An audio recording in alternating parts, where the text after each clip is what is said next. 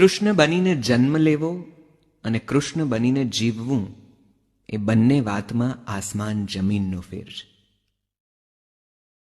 ઉછરવું કોઈકના ખોળે, બાળપણ ક્યાંક વિતાવવું, જુવાની ક્યાંક અને ઘડપણ બીજે ક્યાંક. કૃષ્ણને પણ ક્યારેક આ રઝળપાટનો થાક તો લાગ્યો હશે ને?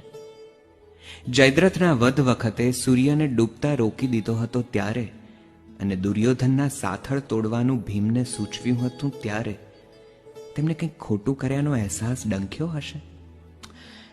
રૂકમણીનો પ્રેમ પત્ર વાંચી જ્યારે તેનું અપહરણ કરવા દોડી ગયા ત્યારે તેમને રાધાની યાદ નહીં આવી હોય? સુદર્શન ફેરવતી આંગળીને ક્યારેય વાંસળીના સૂર નહીં સાંભળ્યા હોય? ઝરમર વરસાદમાં ક્યારેક તો રાધાનો ટવકો તેમને પડઘાયો હશે ને કાનમાં? કૃષ્ણ કોને ખભે માથું મૂકીને રડ્યા હશે? એ રડ્યા હશે. માણસનો અવતાર ક્યારેક તેમને પણ અઘરો તો લાગ્યો હશે ને?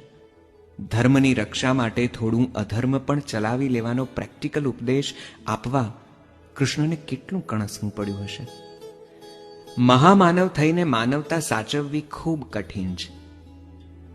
પળે પળ સત્યનો, સમજણનો ભાર લઈને જીવવું કાચા પોચાનું કામ નથી.